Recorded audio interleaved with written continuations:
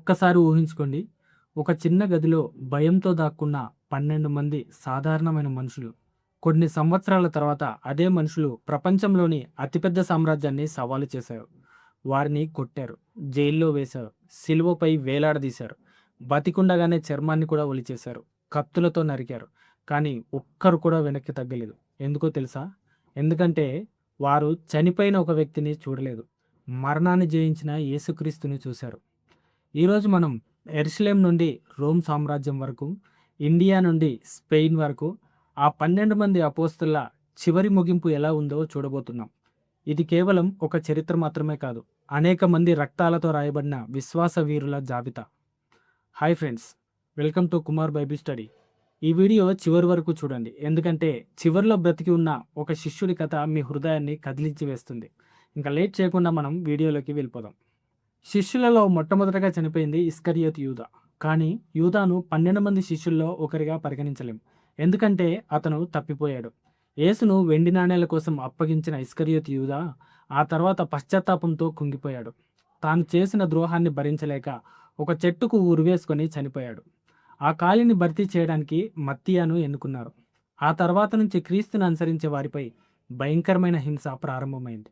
Stephen అనే విశ్వాసి యెరూషలేం వీధుల్లో యేసుక్రీస్తును ప్రకటిస్తూ ఉండగా అతన్ని రాళ్లతో కొట్టి చంపేశారు. ఆ సంఘటనను ప్రత్యక్షంగా అమలు చేసిన ఒక యువకుడు ఉన్నాడు. అతని పేరు సౌలు.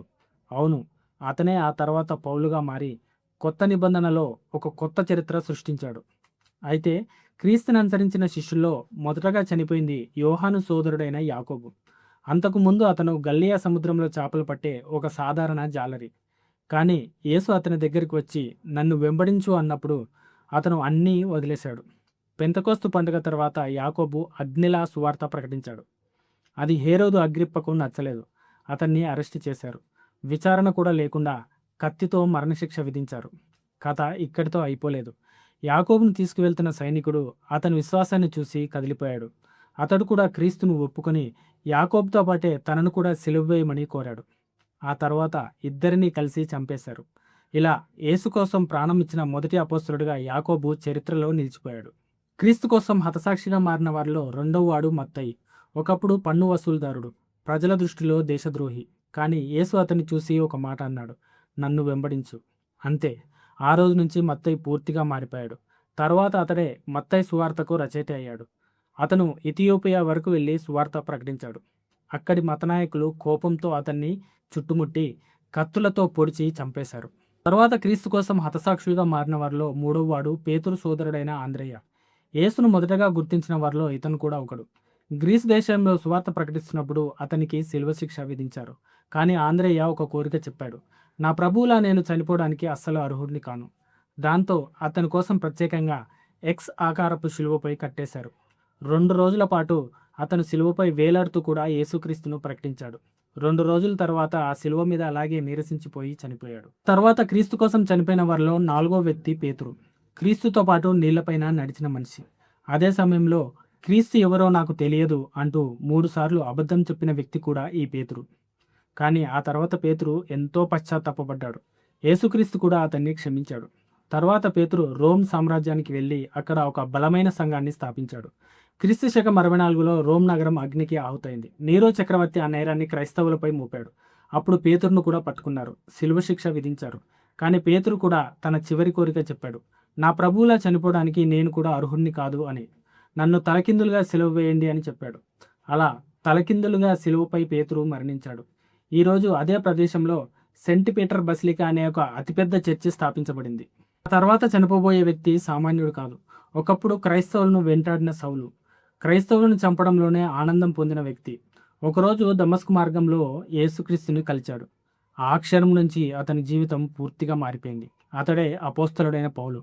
ఆసియా, గ్రీస్, రోమ్ ఎక్కడికక్కడ సంఘాలు స్థాపించాడు. అనేక సార్లు కొట్టబడ్డాడు, జైల్లో కూడా వేశారు. కానీ ఎక్కడా కూడా అతను ఆగలేదు. చివరికి రోమ్ చక్రవర్తి నీరో అతనికి మరణశిక్ష విధించాడు. కానీ పౌలు రోమియుడు కావడంతో చట్ట ప్రకారం అతనికి శిలువ శిక్ష వేయడం కుదరదు. దాంతో ఖడ్గంతో అతని తలను నరికి చంపేశారు. చనిపోవడానికి ముందు రోజు చెరసాలలో పౌలు తన ప్రియశిష్యుడైన తిమోతికి ఉత్తరం రాస్తూ ఇలా అన్నాడు, మంచి పోరాటము పోరాడి తిని నా పరుగును కడముట్టించుతిని. ఇక మీదట నా కొరకు జీవ కిరీటం ఉంచబడి ఉన్నది. క్రీస్తు కోసం హతసాక్షిగా మారిన వారిలో 6వ వాడు తోమా. యేసు తిరిగి బ్రతికాడు అని శిష్యులందరూ చెప్పినా ఈ తోమా అస్సలు నమ్మలేదు. నేను యేసు చేతుల్లో వేలు పెట్టి చూస్తే తప్ప నమ్మను అన్న సందేహపరుడు. తన సందేహాలను తీర్చుకున్న తర్వాత యేసుక్రీస్తుని అస్సలు వదిలిపెట్టలేదు. తర్వాత అనేక ప్రదేశాలు తిరుగుతూ సువార్తను ప్రకటిస్తూ ఇండియాకు కూడా మొట్టమొదటిగా వచ్చింది ఇతనే.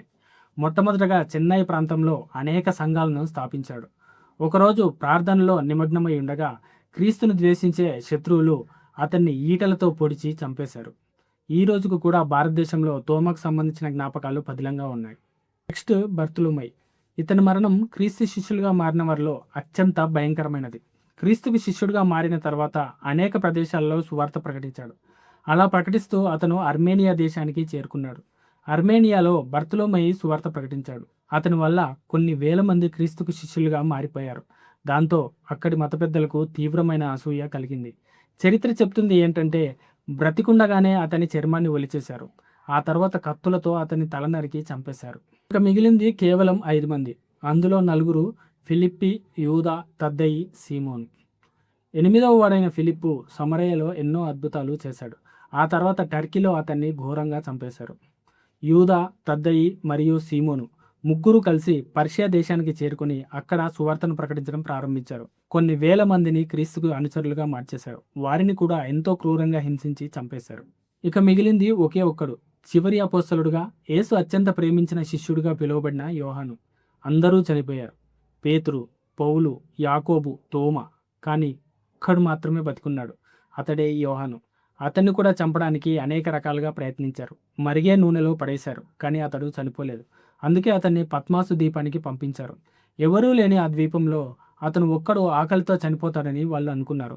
కానీ అక్కడే ఒక అద్భుతం జరిగింది. యోహాను ఒక అద్భుతమైన దర్శనాన్ని ఆ పద్మాసు ద్వీపంలోనే చూశాడు. ఆకాశం తెరుచుకుంది. యేసు మహిమలో అతనికి కనిపించాడు.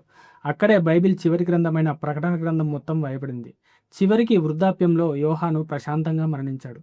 యోహాను గారు చివరగా చెప్పింది ఏమిటో తెలుసా? ఒకరినొకరు ప్రేమించుడి.